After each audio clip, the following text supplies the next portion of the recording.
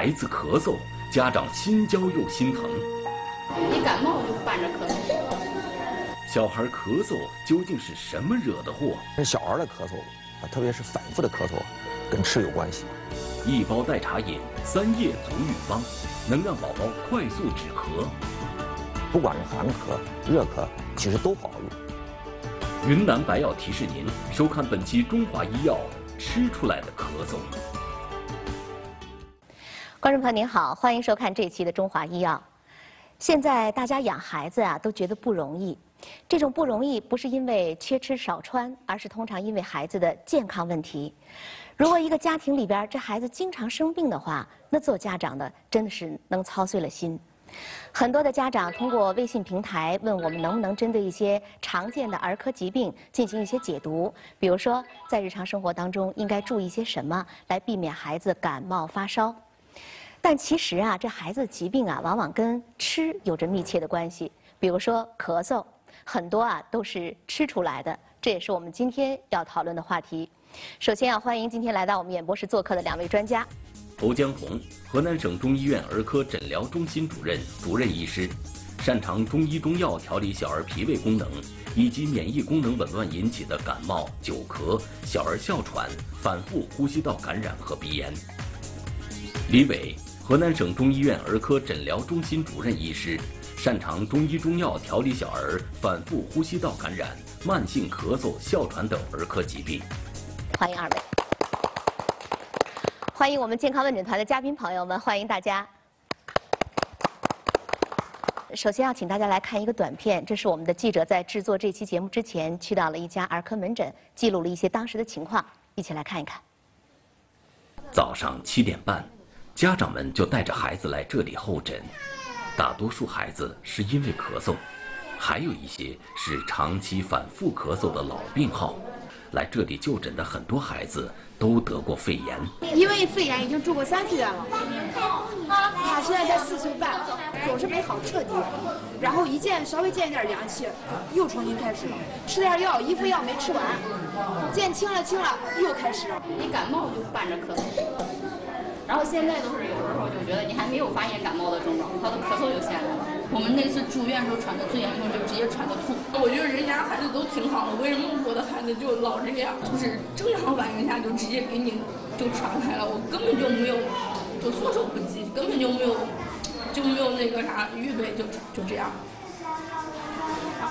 同样的食物，别人吃都没事儿，他吃了可能会有反应。觉得他吃的少，可能会多喂他一些，但是一喂就棘手。这么多的咳嗽，到底是什么原因引起的？2位专家给我们讲一讲，这么多的咳嗽到底是什么原因引起的？我见到一个3岁半的孩子，他每天呢只吃一种食物，他主食是什么呢？是奶粉、牛奶。我们通常要求的这个主食了，它变成了一种副食。另外呢，有些孩子呢属那个食肉动物，每天的主食主要以肉为主，或者鱼虾为主。那么类似这样的情况呢，我们都是认为呢，他的饮食有问题，就吃得过好或者吃得过细，那这样呢会造成胃肠功能紊乱，胃肠功能紊乱呢，免疫功能呢就会出现紊乱，因此呢咳嗽呢就会反复的发生。就是我想问一下，给孩子吃什么样的食物算是过好，或者是说过细呢？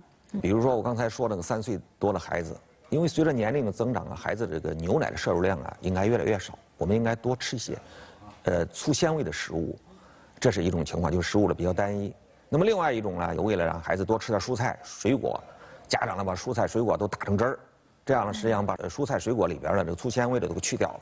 这样久而久之呢，实际上并不利于孩子肠胃功能的蠕动，因为我们肠胃呢需要很多粗纤维刺激它的蠕动，保持我们肠道的良好的一个功能状态。有的时候可能我们的妈妈和爸爸们会觉得，把一些东西打碎了以后给孩子吃，好像更多关爱在里面。听完这个侯主任讲了以后，这就是过细。有过这个孩子咳嗽经历的父母可能会知道，孩子咳嗽到了秋冬季节的时候，可能是咳嗽的一个高发期。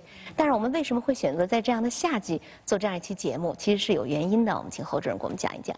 孩子的咳嗽1年4季都发生，但是呢，秋冬季节和早春季节，它发生率比较高一些。那为什么在夏天给大家做这个咳嗽呢？第一个呢，这个很多了这个孩子的咳嗽了，特别是反复的咳嗽，我们通常在夏天调理孩子的体质，重建孩子的免疫平衡可能是更容易一些，减少这个冬季咳嗽的发生。比如我们大家很熟悉的冬病夏治，其实就这么个一个道理。第二个呢，夏天呢也是孩子体质比较容易恢复的一个过程。比如说我们秋冬季节或者早春，咳嗽反反复复到现在还剩那么一点儿，老是不好。那么在夏天呢，我们注意很多问题，或者给孩子做一些体质上的调理，可能对咳嗽的这彻底康复更有利一些。第三呢，特别是冰激凌，大家都老是吃这些凉东西，最容易伤及脾胃，脾胃功能差了，免疫功能就差。那你到冬天呢，发生咳嗽的机会就非常非常多。下边给大家介绍一个小儿治咳嗽的啊，就是一个的小茶方。下面我们请这个治疗师李菊来上来给大家操作一下，我们一起来看一看。来，有请。它由3味药组成。这个款冬花是3克，紫菀是3克，枇杷叶呢是6克。其中这个款冬花呢和紫菀呢，它们俩呢是姊妹药，是有温性的。对孩子这种咳嗽的白痰、寒痰这样的孩子呢，就是有痰的，比较适合用这个。比较适合。具体怎么操作？我们将这3种药呢剪碎了来这个泡茶饮用。剪碎了以后，我们要泡个10分钟左右，然后就直接用开水沏它了。对，用开水。一下就下色了哈。如果在家里方便的话，我们是最好用水给它稍微煎一下，3、5分钟可以。3、5分钟就可以了。如果我们要是拿这个开水泡的话，要10分钟到15分钟吧。对，10分钟。好，我们这个泡了10分钟了啊，就可以了啊。对，我们要看看这个口感怎么样，孩子最有发言权了哈。我们下面请上来2个小朋友来，上来品尝一下。我们请上来了2个小朋友，然后请你们2个人啊品尝一下这个茶好不好喝，待会儿要告诉我的哦。慢慢的啊，看看自己看看那个热度啊。看喝的速度，好像这个小妹妹喝的还挺快的，说明不难喝，至少哦。哥哥一听完了以后，一下把这杯喝了。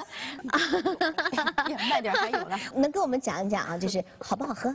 没味道，说明这个药味很淡，对不对？我可以这样理解吧？你觉得呢？这个好不好喝？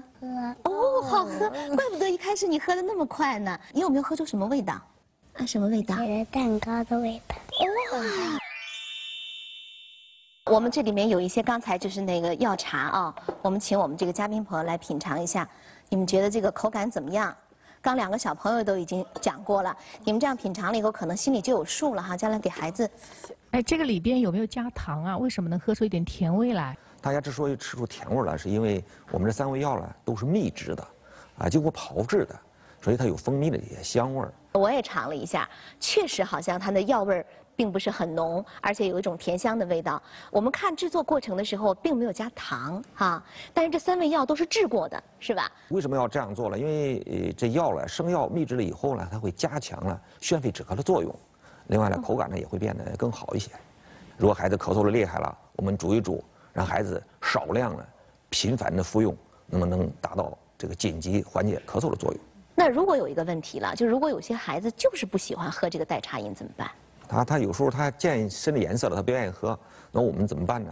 如果孩子紧急咳嗽特别是晚上咳嗽比较厉害，有时候晚上孩子咳嗽了一整夜，咳嗽了孩子睡不好觉，那么我们家长呢半夜看医生也不是很方便，怎么办？我们可以给孩子睡前呢给孩子泡个热水脚，加上我们的中药药方，这样呢往往对我们的紧急的咳嗽呢有一定的缓解作用。下面我们还是请上我们的治疗师李菊来给我们讲一讲这个药包的成分，也是3味药组成这个。这叫3叶足浴疗法，艾叶15克，苏叶10克，这是枇杷叶10克。还有枇杷叶，就是这3种草药组成。那个纱布呢，给它制成一个纱布包，一会儿我们泡的时候，会看到。方便的话，妈妈在家里呢，不穿的秋衣秋裤的，也可以把2头一扎。这个方法简单了哈，好多我们那种棉毛裤小孩的那种啊，要不穿了以后再用这个袖子是吧？对，2头一扎，对，然后把这些药放进去，扎紧了，给它泡。这个好，在家里方便了，我们可以就是把这个3叶方这个包裹呢，给它煮一下，煮个10分钟呢，效果会更好一些。好，我们现在看到这个果果已经坐这儿了。对于孩子来讲，就是这个水温的要求，这个水温呢是，我们泡之前要给孩子试一下，就是用我们的前臂掌侧面。这儿的温度，这的皮肤对热是比较敏感的，你要试一下，这个不烫就可以了。你家里有温度计的，你方便了你自己测一下，38到40度。水量呢一定要没过这个孩子的这个踝关节以上，哎，我们这个水量就可以了。每次呢泡个10到15分钟左右就可以了。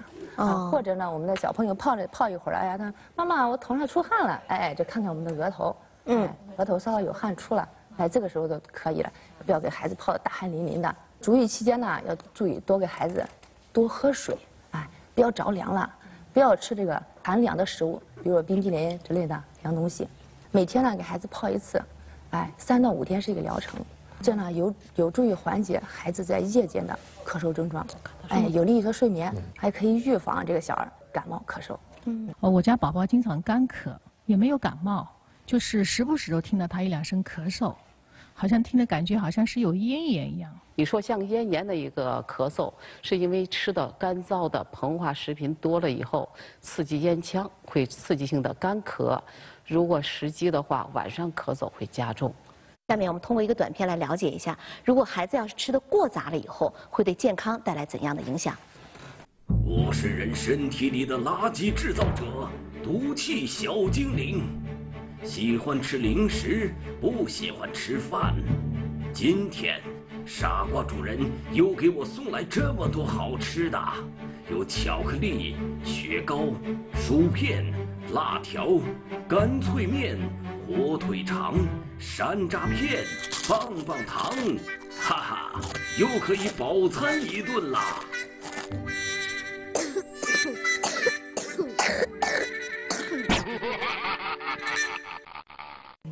看完了这个短片，我估计家长可能都有点那个感受，就是有的时候是不愿意给的，因为知道孩子吃了过多的一些东西了之后，可能会对他的健康有损的。但是有的时候孩子一闹啊，然后可能就经不住闹了，然后就把这东西就给他了啊。所以在这个时候，管住自己，要管住孩子这个零食，是不是这样的？我们家孩子就特别喜欢吃巧克力，但是一吃巧克力呢，他就流鼻血，这是怎么回事儿？其实大多的孩子这个鼻子出血都跟内热有关系，并不多表示他是血液系统上有什么问题了。因为我们中医讲哈，这个甜属于我们中医的甘味，甘呢它有什么作用呢？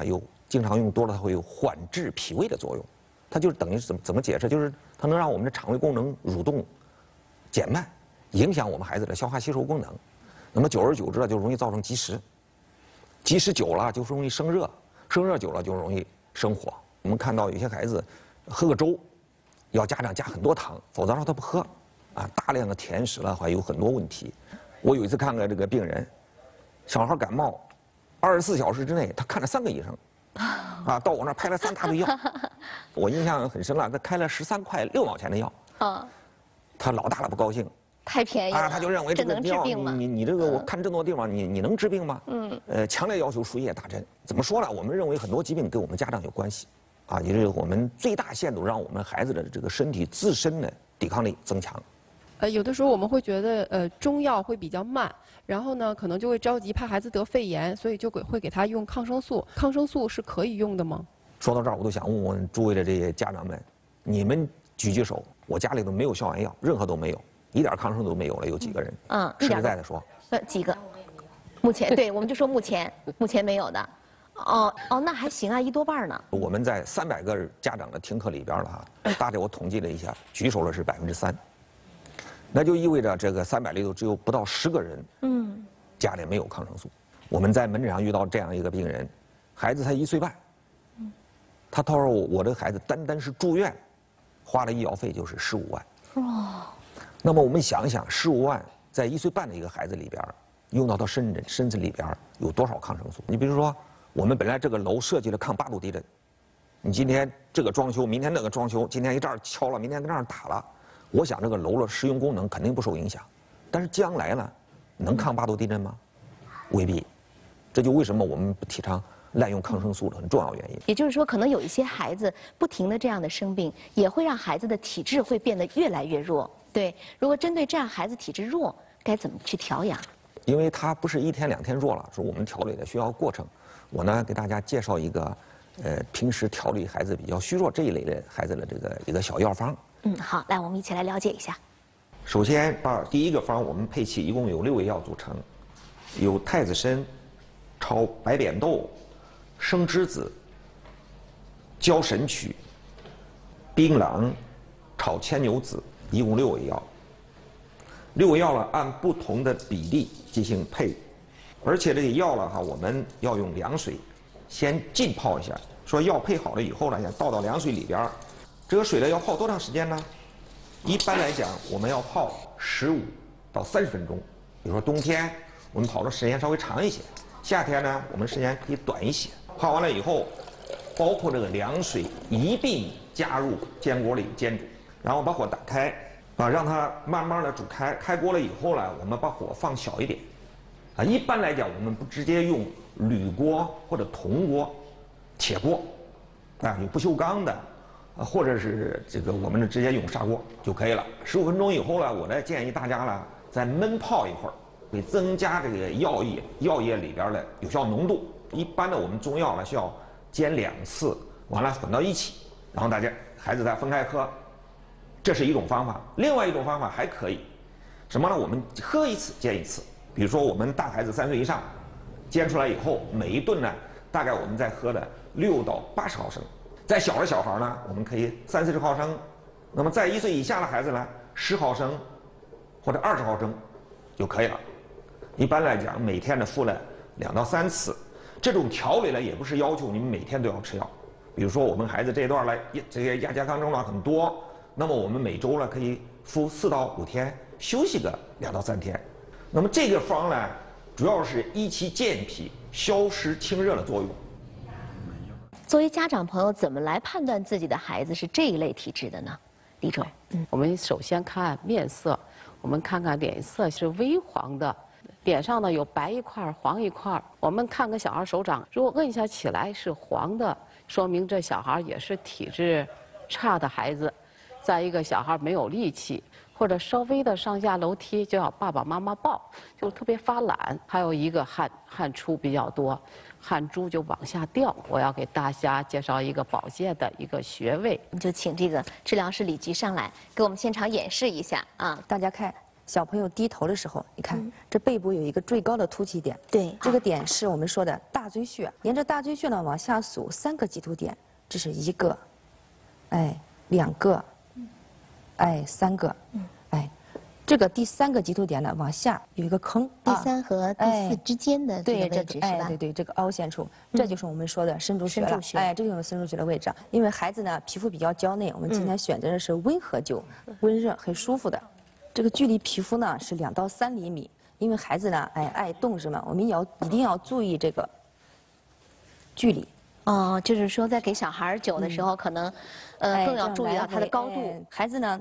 坐在这里也可以，有的在家里愿意趴到床上也可以。来告诉我，果果，现在有感觉吗？有点热热的感觉。热热的感哦。微热。我们现在看，其实它的高度还是挺高的啊。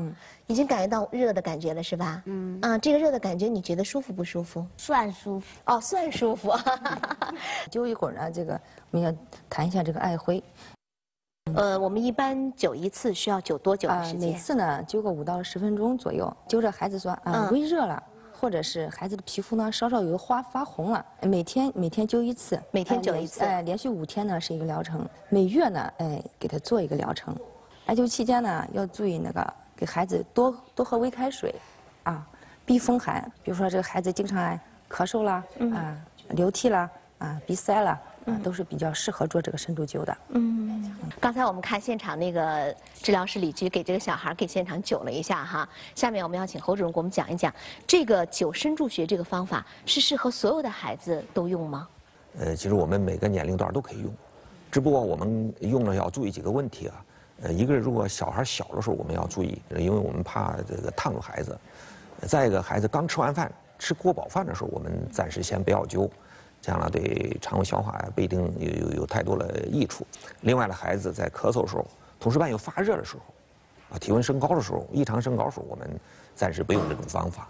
那我问一下，那个小的小孩可以多小可以灸呢？其实只要是孩子能配合哈，我们觉得都可以。那几个月的小孩能灸吗？要我说哈，过半岁以后我们都可以用。过半岁以后哈。对，6个月以后我们都可以考虑用。那孩子要趴那睡的时候，你都完全可以给他灸。因为他醒的时候，他反而容易动，容易烫伤。那你可以离得远一点，温度稍微轻一点，让孩子有点感觉。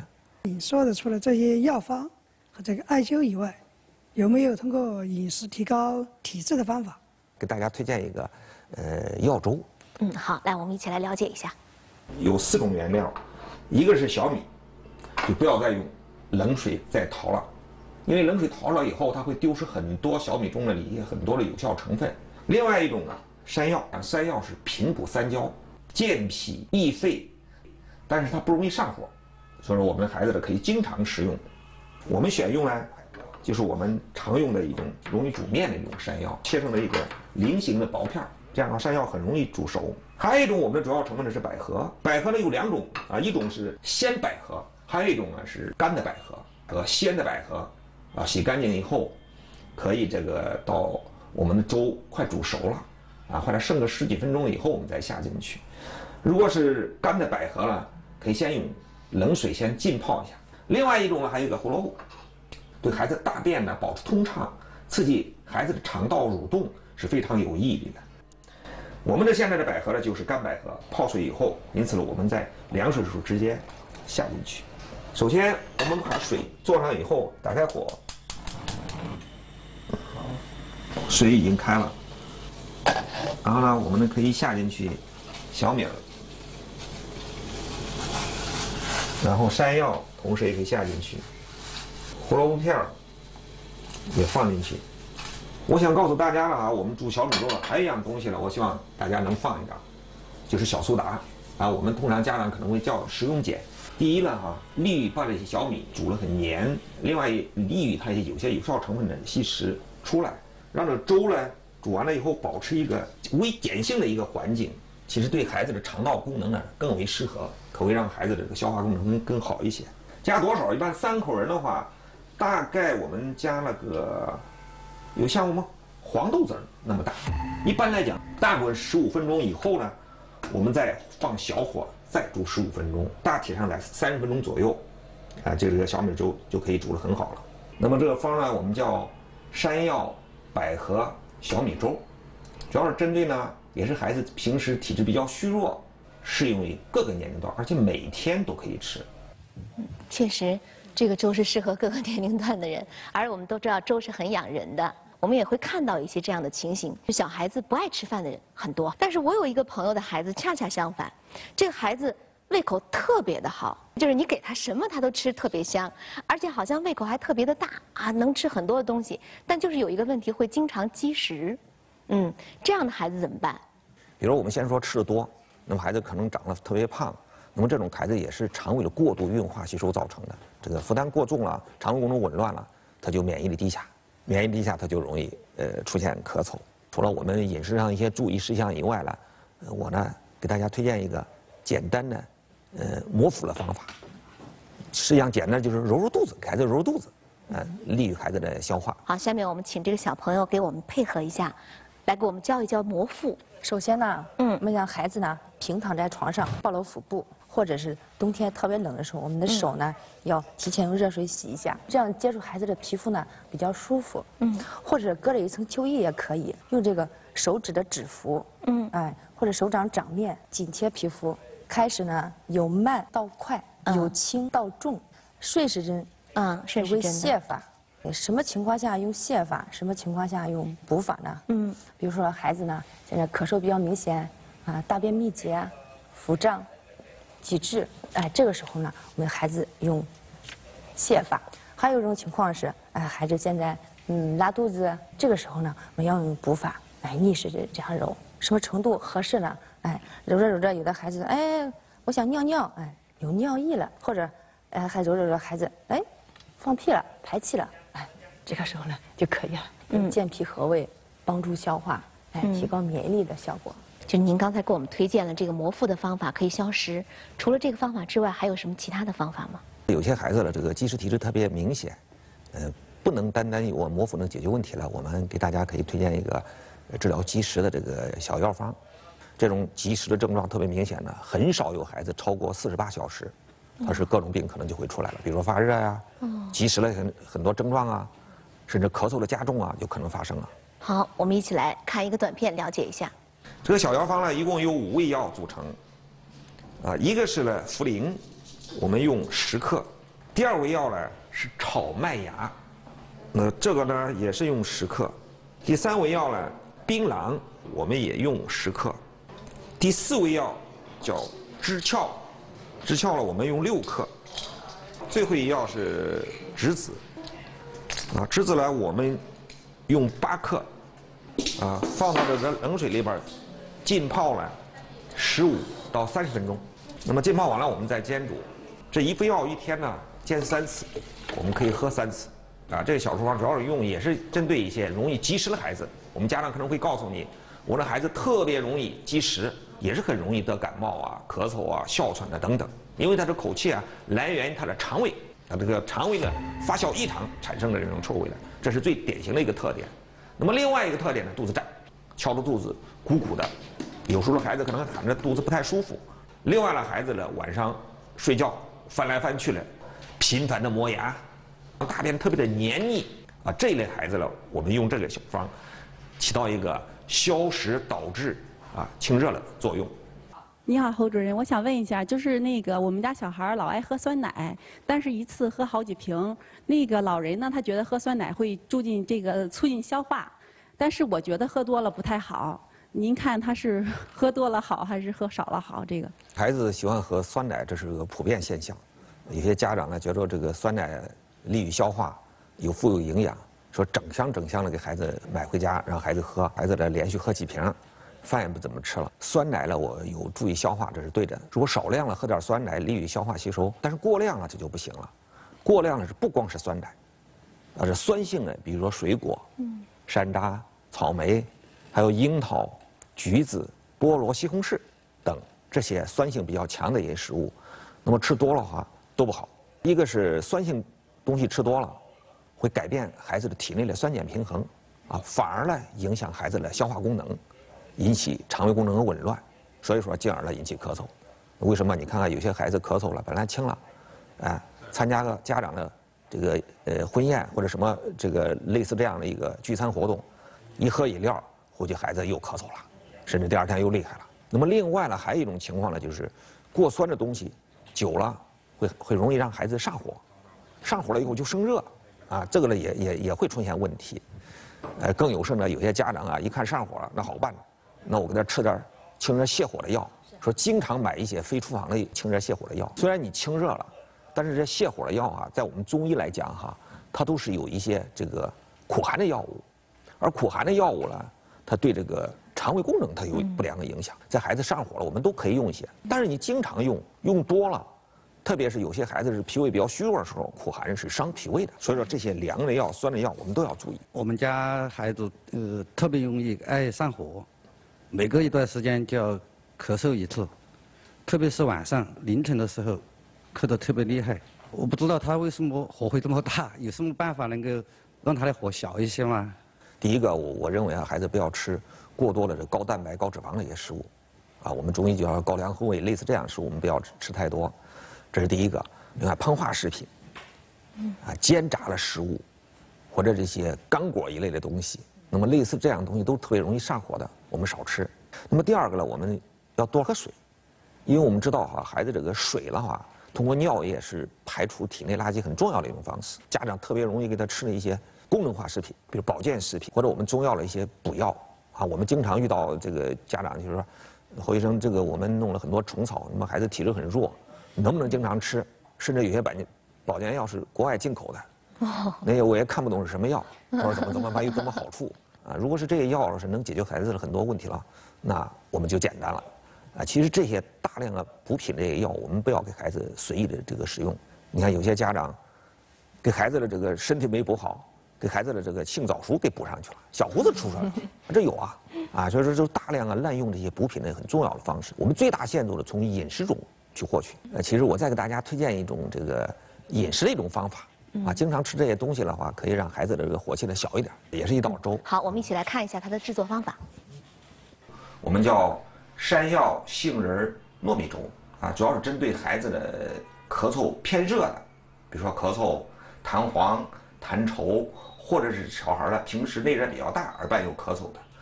第一个糯米量了多少呢？比如我们3口之家，我们比如说用100克，还有一个生薏米。用多少量呢？跟我们的糯米呢，一般来讲是1/5。生薏仁因为特别硬，不太好煮，用水泡一下，一般泡6个小时左右。泡完了以后呢，还可以捣碎。如果是再小的小孩还觉得颗粒有点硬，那么我们可以煮成水，煮成水之后把生米捞出来，然后用那个水呢再煮其他的东西。杏仁杏仁呢有2种杏仁，一个是苦杏仁，一个甜杏仁。苦杏仁我们主要是用于药用，说我们一般的孩子呢，不宜长期使用，而甜杏仁呢就没问题了。还有一种我们这个药粥里边的一个主角是叫荸荠，我们有人把它称为叫水下雪梨，它的作用呢主要是清热化痰、生津运肺。所以我们这个荸荠呢刮好皮以后呢，我们给它切成这个碎末小的颗粒。其他季节我们这个地方没有荸荠，用什么呢？你也可以用莲藕代替，或者是我们用什么呢？加点一些莴笋。莴笋也是加强清热化痰的作用，也刺激孩子的食欲。还有一个山药，山药呢，它具有中医是健脾益气的作用，它平补三焦，对孩子来讲，胃肠功能的这个保护作用，会更好一些。下边呢，我们就开始煮了，然后我把火呢打开，这东西一定要我们水开了以后才下进去。煮粥里边放一点食用碱。如果说有些家长说了，那我的孩子几个月你说你放这个荸荠颗粒可能他还没有芽，怎么办？那么我们可以把这个荸荠也好，山药也好，包括我们可能你用莲藕，或者是说是用这个莴笋也好，我们也可以事先把它打成汁儿，打成汁儿了以后作为汁儿放到粥里边煮，一定要在粥煮的差不多熟了提前个10分钟左右，然后把那个汁儿倒进去，再稍微一煎煮，就可以让咱们几个月的孩子就照样就可以饮用食用了。现在您看煮好了，我们把莴笋放进去，我们搅一搅，稍微一煮，我们就可以盛出来了。这道粥我们的这个编导回去给他的小宝宝也做了。他说他发现，给他宝宝做其他粥的时候孩子喝1次大概就不想喝第2次了，但这道粥可以经常做，他非常喜欢喝，他自己喝了也觉得很好喝大家如果感兴趣的话，可以回家试一试。下面要问一下侯主任，就是刚才您提到这个粥可能有清内热的这个作用，我们非常熟悉，都说上火，但这个上火的具体表现到底有哪些？教给家长一些简单的识别的方法。那么第一个呢，就是手心发热手心发热，脚心发热我们用手心对着孩子的手心或者对着孩子的脚心摸一摸，是不是感觉很烫？如果手心脚心你没有感觉发热，看看手心脚心红不红，很红呢也表示内热。有些再严重的孩子手心脚心脱皮就是他有这个不定期的脱皮现象，也是内热。还有一种就是大便干结，孩子几天一次大便，拉是很费劲这也是内热的一个特征。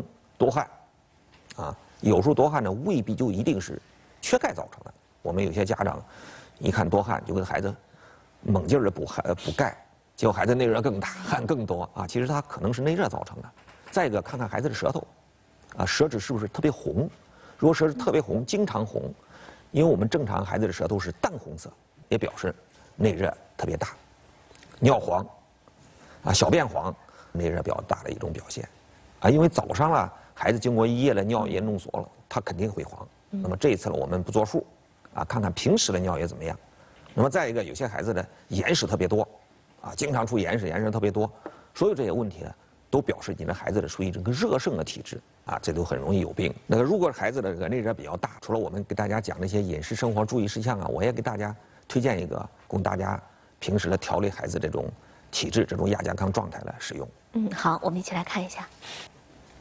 家长通常说我们的孩子火气很大，老是内热很重，那这类孩子呢也是很容易得了一些呼吸道感染疾病，咳嗽反复复的发作。接下来给大家介绍的这处方呢，一共由5味药组成。白茅根一共是15克，车前子也是15克。大家看这个车前子的种子非常的细小，煎煮的时候它容易粘到锅底，上面的干的时候容易飘到上面，所以一般的话，我们中药那个车前子要通过包煎。这是我们做了一个2层的一个纱布，然后倒到里边包起来。我们不要包得太紧目的是为了药物的充分的煎煮，然后用一个线绳给它扎起来。第3味药是牛蒡子，牛蒡子呢是要炒制的，它需要有10克。第4味药呢是生大黄，那一般用3克就够了。大黄呢，如果是这个大黄的块径比较大，我们可以给它夹碎。最后1味药是生栀子，也是10克，然后浸泡15分钟。浸泡完了以后再煎煮。煎煮的时间呢，我们也仍然煎煮15分钟。开锅以后15分钟，然后呢焖泡到能喝。那这处方呢，主要是用于那个小孩这个平时呢内热比较大，调理孩子体质、预防咳嗽的一个小处方。我们今天讲这个小孩咳嗽，我们听2位专家给我们讲了很多，会发现确实孩子的饮食和孩子这个咳嗽的关系很密切。怎么能够让孩子养成一个很良好的饮食的习惯呢？首先呢，我们让孩子呢要就餐定时，就是说整顿吃饭，因为我们肠胃和我们人一样，他也有休息有工作的时候。就餐的时候呢，时间呢不宜太长，我们孩子让每一次吃饭时间呢，我们大体上控制在30分钟左右，就一定要结束。不要我们孩子吃一顿饭，然后1个小时，孩子这院里玩的满头大汗，家长叫回来直接拎到饭桌前了，这肯定不好。那么还有一种情况就是早餐，早餐孩子起床和吃饭之间呢，我们一般要大于20分钟时间。有时候家长为了让孩子多睡一会儿，叫不起来，饭准备好了，连筷子都摆上了，迷迷糊糊给孩子从被窝拎出来就坐饭桌上了。这孩子迷迷糊糊也就像我们的发动机一样。整个我们发动机时候完全没有启动状态，我们要有个怠速过程。我们经常，特别是急着上班送孩子到幼儿园的家长，我们经常会遇到这种情况：孩子迷迷糊糊吃不进去饭，家长着急，实在不行了我就喂，赶快塞碗，快到点了，快让孩子吃。孩子为了勉强吃到肚里头了，稍微小心都吐出来了，或者孩子不怎么想吃，家长不愿意就吵，实在不行了揍2顿，一揍孩子一哭一闹，本来吃了2口饭又吐出来了。那么另外的话，我们让孩子专一的吃饭，吃着饭看着电视讲着故事，玩着游戏，这个都不太好，这样的话反而利于孩子的这个消化吸收功能，保持孩子在就餐时候有一个安静、愉悦的环境，不要勉强孩子吃饭。我请问一下侯主任，就我们家小孩一咳嗽，然后全家人都一块咳嗽了，就是这种情况，你说怎么办呢？其实呢，这种情况呢，我们特别是经常反复咳嗽。今天吃完药好一点，明天又加重，这类似的咳嗽，我们后来发现一个现象，通过调理呢，没有有效的解决问题。后来我们一追问就发现呢，这孩子所处的这个家庭环境里边，很多人咳嗽。其实我们大家知道，咳嗽其实可以是交叉感染的。你家里头这么多人都在咳嗽，那孩子的咳嗽肯定都不容易好。我们呢，一般来讲会全家都要同时治疗。我呢给大家推荐一个中药预防这种周边群体这种咳嗽。也包括一些幼儿园的一个药方。我们来看一看：苏叶15克，桔梗15克，黄芩15克。家长们注意主要是针对成人的一个剂量。关键是孩子用的时候怎么用？成人呢，我们煎完了以后煎1次喝1次。这一副药呢，我们一天一般煎3次，喝3次。成人呢，我们每次呢200毫升左右。那么孩子呢，特别是3岁以上的孩子呢，我们可以稍微少一点，比如说50到100毫升，能喝了让他喝100毫升，不能喝了50毫升也可以。如果3岁以下的孩子呢，可以20到30毫升，这样的话量少一点。全家可以一起来用来预防。我们今天讲这个小儿咳嗽，我们知道说孩子如果咳嗽的话，会影响孩子的睡眠。刚才我们还讲了，如果是吃的不对的话，也会影响孩子的睡眠可见这个睡眠对孩子长身体有多么的重要下面呢，我们还是要请上我们这个治疗师李菊老师来给我们教一个按摩的方法，有助于孩子的睡眠。第一个呢是揉迎香穴。我们来找一下迎香穴的位置。在面部这个鼻翼的2侧，旁开0.1寸，这个鼻垂沟中这个位置，这个是治疗我们鼻塞、流涕，预防感冒的。左右揉也可以，这样画圈揉也可以。每次呢揉个1到3分钟。1到3分钟。每天做个2、3次，经常揉一揉，还可以预防这个对预防上呼吸道感染。第2个穴位呢是四神聪穴。四神聪。在头顶部。就这样。这个百会穴的前后左右各一寸。首先呢，我们要先找一下这个百会穴的位置，在这个头顶部这个两耳尖，两耳尖的连线这个中点，那个丝神冲呢在这个它的前后左右是吧？哎，后左右对，哎，先揉左右两边的两个，然后这样的话，在前后揉，一般是多少次，或者是多少分钟？也是每次揉个3分钟，3分钟啊，也是每天那个做个2、3次。孩子在睡觉前呢，可以加强一次，在睡前做一次呢，有利于这安神益智，醒脑开窍。给我试一下啊！加上上午可以那个宝宝妈妈来，对，我们先找一下百会穴的位置，对，哎，耳尖就连线，哎，连线，对啊，位置连线的终点，这是终点，哎，对，终点，前后左右，这是百会穴，哎，百会穴的前后左右各一寸。